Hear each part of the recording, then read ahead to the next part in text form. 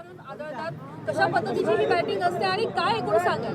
मला वाटतं क्रिकेट खेळताना दोन्ही बॅटिंग बॉलिंग फिल्डिंग सगळंच करायला लागतं आणि बॉल सगळेच येतात, त्याला खेळायला लागतं. कधी 6 जातो, कधी 4 जातो, करत राहायचं. काही बॉल अंगावरही येतात, आरोपांचे बॉलही असे अंगावर आलेले आहेत. येऊ दे, पण अंपायर पण असतात. आदित्यजी, नारायण राणे यांनी तुमच्यावर गंभीर आरोप केलेले आहेत. आज पत्रकार परिषद घेऊन त्याच आरोपांवर पुन्हा एकदा बघा, गेल्या 16 वर्ष ह्या कचऱ्याला मी कधी उत्तर देत नाही आणि माझं तेच काम आहे की यांना उत्तर द्यायचं नाही, कारण ह्यांना पगारच माझ्यावर काही घाण आरोप करायला मिळतो. आपण आधी पाहिलं असेल, माझ्या परिवारावर असेल, वडिलांवर असेल, पक्षावर असेल. 16-20 वर्ष, तर किती वर्ष झाली त्यांना सोडून, तरी मनातून काही आम्ही उतरत नाही त्यांच्या. बोलू दे, बोलत राहू दे. पण आज मी एक पत्र लिहिलंय आणि ते पत्र फार महत्त्वाचं आहे. मुख्यमंत्री महोदयांनी लिहिलेलं पत्र आहे. काल आपण पाहिलं असेल हाऊसमध्ये देखील सगळ्याच पक्षाच्या आमदारांनी मुंबईतल्या मागितली आहे चौकशी तर रस्त्यांच्या घोटाळ्यावर. 15 जानेवारी 2023ला मी पत्रकार परिषद घेऊन ज्या घोटाळ्याला आपल्या समोर आणलं होतं, त्याच घोटाळ्याचा उल्लेख काल झालेला आहे.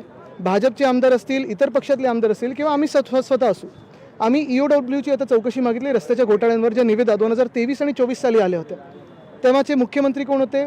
ते घटनाबाह्य गद्दार मुख्यमंत्री होते. त्यांच्या देखरेखीत हे सगळे घोटाळे झालेले आहेत. आम्ही EOWची चौकशी मागितली. अनेक प्रकरणामध्ये SIT लागते, चौकशीची मागणी होते, SITs लागतात, पण रिपोर्ट येत नाही अनेक. मी हेच सांगतो ना, आता आम्हाला EOWची याच्यात चौकशी अपेक्षित आहे, कारण फक्त आम्ही नाही, फक्त विरोधी पक्ष नाही, तर काल सगळेच सत्ताधारी देखील रस्त्याची चौकशी मागत होते.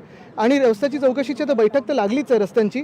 अध्यक्ष राहुल नार्वेकर यांनी लावलेली आहे. पण मला आनंद आहे की आता कुठेतरी पुढे हलत आहे. अपेक्षा हीच आहे की मुख्यमंत्री एका स्वच्छ कारभारासाठी आणि चांगल्या मुंबईसाठी ह्याच्यात निपक्षपाती एक EOWची चौकशी या रस्त्यांच्या निवेदनावर लावतील. केंद्रीय मंत्री नारायण राणे लगातार मंत्री है क्या? निकाल दिया है क्या? सर, कोरटकर प्रकरणामध्ये जर आपण बघा, कचऱ्यावर आपण लक्ष देतच नाही. काल पण सांगितलेलं आहे. कोरटकर प्रकरणामध्ये जर आपण बघितलं तर ते बाहेर गेला असल्याचं म्हटलं जात आहे, पण पासपोर्ट आता त्यांच्या पत्नीनं दिलेला तुम्हाला हे परत सांगतो. अबू आझमीचा विषय असेल, औरंगजेबचा असेल, मी असेल, सगळे हे जे काही काढतात ना, ते कोण? कराड, अक्का कोण आहे, कोरटकर, सोलापूरकर, कोश्यारी, हे सगळे लपवायला करतात.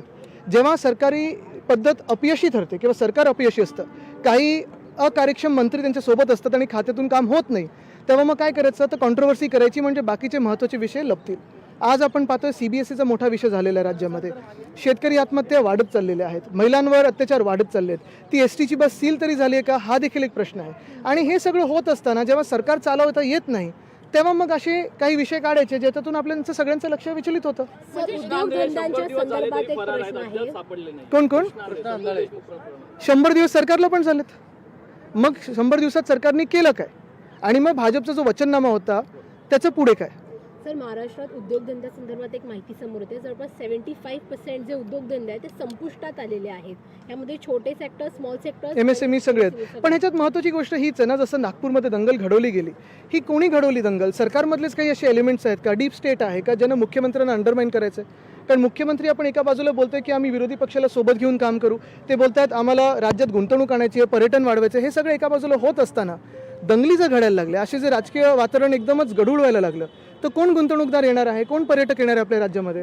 कुठे ना कुठेतरी मुख्यमंत्र्यांची पोझिशन अंडरमाइन करायची, त्यांच्यानंतर बोलून आग लावायचा प्रयत्न करायचा, हे काही बघतो आपण. वर्तमान लपवण्यासाठी इतिहासाचा वापर केला. 100%. आणि भविष्य किती गढूळ बनवून ठेवलं यांनी, त्याच्यासाठी इतिहासाचा वापर केला जातो.